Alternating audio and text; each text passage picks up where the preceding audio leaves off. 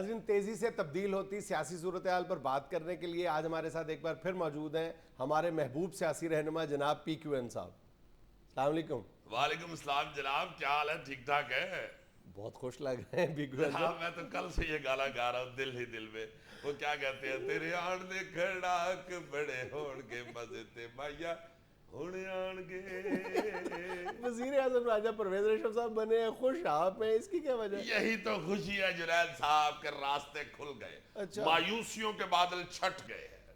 میں تو کل سے یہ سوچ رہا ہوں کہ اگر راجہ پرویز اشرف وزیر اعظم بن سکتے ہیں تو مینو کی موت پئی. پی کیو این صاحب آپ اتنے خوش نظر آ رہے ہیں, قوم اس فیصلے پر بہت رنجیدہ ہے. نہیں وہ کل رنجیدہ تھی, آج تو ساری قوم خوش ہے, ہنس رہی ہے. کچھ لطیفے ایسے ہوتے ہیں جن کی سمجھ دوسرے دن آتی ہے. مجھے تو خود یقین نہیں تھا کہ یہ حادثہ ہو سکتا ہے. میں تو آرام سے سویا ہوا تھا.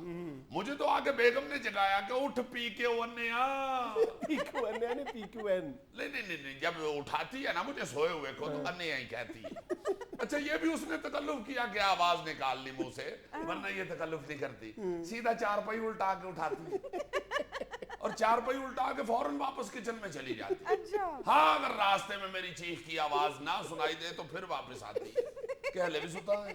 تو جگا کے کہنے لگی کہ سیانے صحیح کہتی ہیں, جو سوتا ہے وہ 6 فٹ کا کھوتا ہے. تو سویا ہوا ہے, راجہ پرویز اشرف وزیر اعظم بن گیا ہے. میں نے کہا کیوں ایسا کر رہی ہے, پہلے اس بیچارے کے تھوڑے لطیفے بنے ہیں جو تو ایک اور بنا کے لے آئی ہے. بیگم نے مجھے گردن سے پکڑ کے چلتے ٹی وی میں دے مارا. میں نے آنکھ کھول کے دیکھا, میں نے کہا راجہ پرویز اشرف کی اتنی پیاری پنڈلی ہے. کہنے لگی مردود اشتہار نہ دیکھ, نیچے جو پٹی چل رہی ہے وہ دیکھ. جب میں نے پٹی دیکھی تو مجھے ایسے لگا کہ یہ تو وہ پٹی ہے جو آنکھوں پہ باندھ دی جاتی ہے.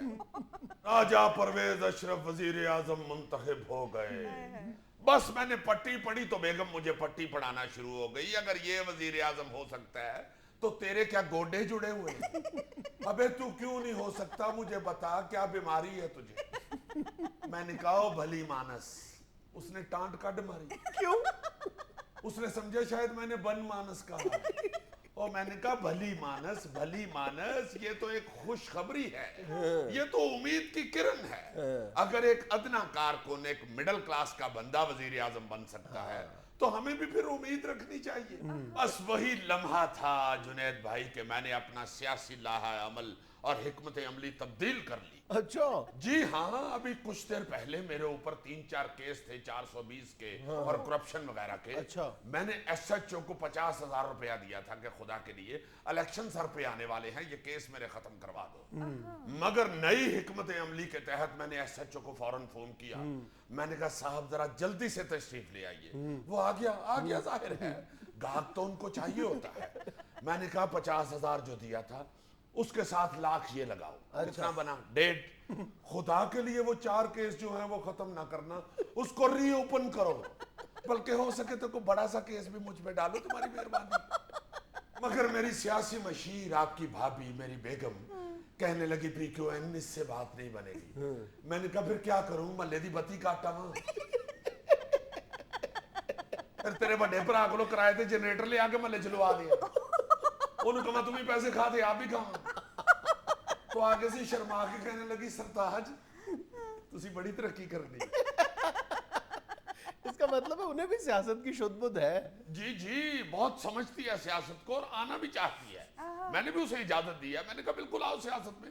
اب اکیلے مجھ سے تو گھر چلتا نہیں ہے, مہنگائی جتنی ہو گئی ہے آپ دیکھیں تو صحیح نا. اب تو گاڑی کے دونوں پہیے ہی چلیں گے تو گھر چلے گا بھائی. صحیح. اور ویسے بھی جتنی مہنگائی ہے, چلے سیاست میں ہمیں جوتے, انڈے اور ٹماٹر تو مفت میں پڑ جاتے ہیں, مگر باقی چیزیں تو خریدنی پڑتی ہیں نا جی. میں نے اسے کہا آؤ فوراً سیاست میں. اس نے پریکٹس بھی شروع کر دی, جم جوائن کر لیا. میں نے اسے کہا فوراً بڑی ایڑی والے 10-12 جوتے بھی خریدو, نشانہ اس کا مجھ پہ ہی پہلے بہت اچھا ہے. پنجاب اسمبلی کا الیکشن لڑوا رہا ہے آپ نے اسے؟ جی ہاں, پہلے ایم پی اے کی ٹکٹ لے کے دوں گا, پھر آہستہ آہستہ ایم این اے کی طرف آئے گی. اور پریکٹس اس نے شروع کر دی.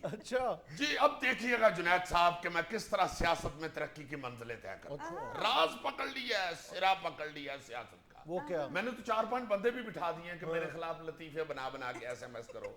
تمام دوستوں سے کہہ دیا کہ دھڑا دھڑ میرے خلاف میسج چلاؤ, کیونکہ یہ تو چلتے ہیں تجھے اونچا اڑانے کے لیے. अच्छा लोड शेडिंग ने लोगों की मत मार दी हुई है, वो इन गंदे मंदे मैसेजों को ही समझते हैं कि यही पॉपुलैरिटी है। अच्छा और मजीद अभी लोड शेडिंग रहेगी। क्यों? बिजली तो आनी नहीं, राजा आ गया ना जी। जहाँ राजा आ जाए वहां बिजली नहीं आती, और यहाँ बिजली आ जाए वहां राजा नहीं आता। अब चूंकि राजा आ गया है इसलिए बिजली नहीं होगी। हाँ हाँ, जैसे बादल ना हो तो बारिश नहीं होती, बंदा मर जाए तो खारिश नहीं होती, तेल ना हो तो मालिश नहीं होती, जूते ना हो तो पॉलिश नहीं होती। ये क्या फजूल बातें कर रहे हैं आप? शाबाश, ये फजूल है तो इस्लामाबाद में कौन से सुकरात के फलसफे डिस्कस हो रहे हैं?